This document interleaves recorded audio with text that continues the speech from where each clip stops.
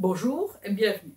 Alors, nous revoici pour faire un exercice facile sur la loi de Biot-Savart qui va nous donner la valeur du champ magnétique autour d'un fil parcouru par un courant et aussi de dessiner ces champs magnétiques. Alors, regardons les données. Alors, on a un fil parcouru par un courant de 3 ampères et disons que ce fil est entouré par du nickel. Le nickel est un matériau ferromagnétique et il aura une perméabilité qui va être assez élevée. Alors, la perméabilité maximale pour nickel pur, c'est 600. Disons que ici, ce n'est pas tout à fait pur, que c'est 500, ça va nous faciliter les calculs un tout petit peu. Ce qu'on veut faire, on veut dessiner le champ à 20 cm de distance des rayons autour de ces fils et calculer sa grandeur. Alors, on commence par le sens. Comment est-ce qu'on dessine? Alors, on sait qu'autour d'un fil, le champ va être de cercle avec le fil comme centre.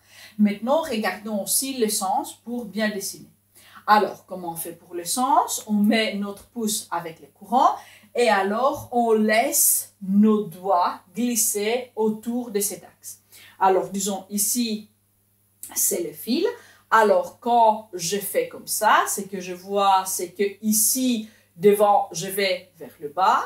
Ici, dans cet endroit-là, j'entre dans le tableau. Alors, B va être comme ça. En haut, je vais sortir parce que vous voyez ici, mes doigts ressortent. Et alors, à cet endroit ici, en fait, qui est parallèle, ou voilà, sur le même plan horizontal avec le courant, le champ magnétique va aller vers le bas et de l'autre côté, ça va aller vers le haut. Alors, on va dessiner seulement en fait de devant.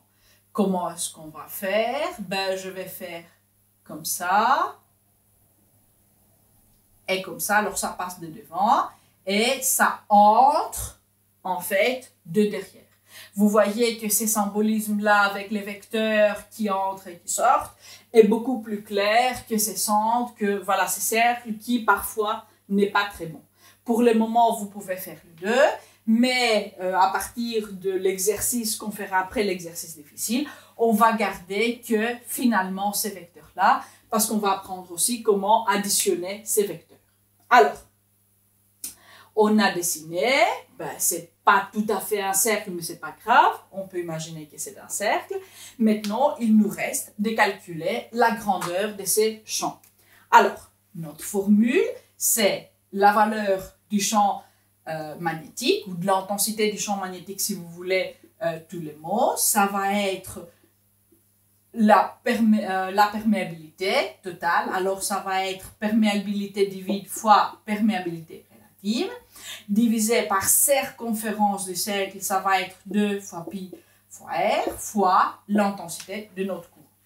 Alors, regardons, on a mis 0, la perméabilité du vide 4 fois pi fois 10 fois 7, fois perméabilité relative du nickel qui va être 500, et divisé par 2 fois pi fois la distance, c'est 20 cm, on doit le faire en mètres, 0,2.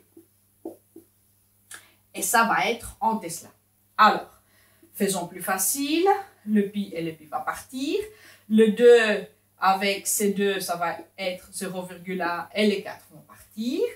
Alors, 0,1, c'est 10 moins 1. Alors, ceci devient 10 moins 6. Alors, on voit qu'on a directement 500 microtesla. Alors, 500 microtesla, c'est voilà, quelque chose de, voilà, de bien. On est 10 fois plus grand des champs magnétiques terrestres. Et on voit combien finalement l'aide du matériau ferromagnétique est important. Si on allait mettre finalement sans l'aide du matériau ferromagnétique, on aurait eu un pauvre microtesla qui est trop petit pour être détecté dans un champ magnétique terrestre qui est de 50 microtesla. Ceci l'a fait détectable et ceci fait que, en fait, quand on s'approche vraiment trop du fil, finalement, le champ devient très, très convenable. Alors, pour le moment, je vais vous laisser avec un petit défi. Ça va être de cet ordre-là. Et alors, disons que on est dans un matériau avec une perméabilité relative de 2000. C'est assez bien. On peut arriver jusqu'à 10 000, même 100 000 en fait. Et même au-delà avec des matériaux composites. Alors, on est composite de métaux, bien évidemment, pas plastique. Hein. Alors, on a une perméabilité magnétique relative de 2000. On se trouve à un rayon de 5 cm. Et on veut trouver et on veut dessiner B, le champ magnétique, autour d'un fil parcouru par un courant qui va être de 15 ampères. Et disons que le fil, vous pouvez le dessiner sur en fait votre feuille, ça va à l'oblique comme ça. Alors ici, c'est le sens du courant.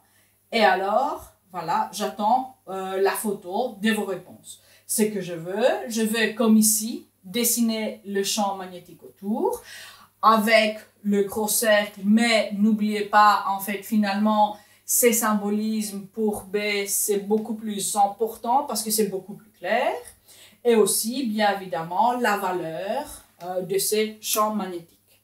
Pour le moment, je vous laisse et à une prochaine fois pour un exercice un peu plus difficile.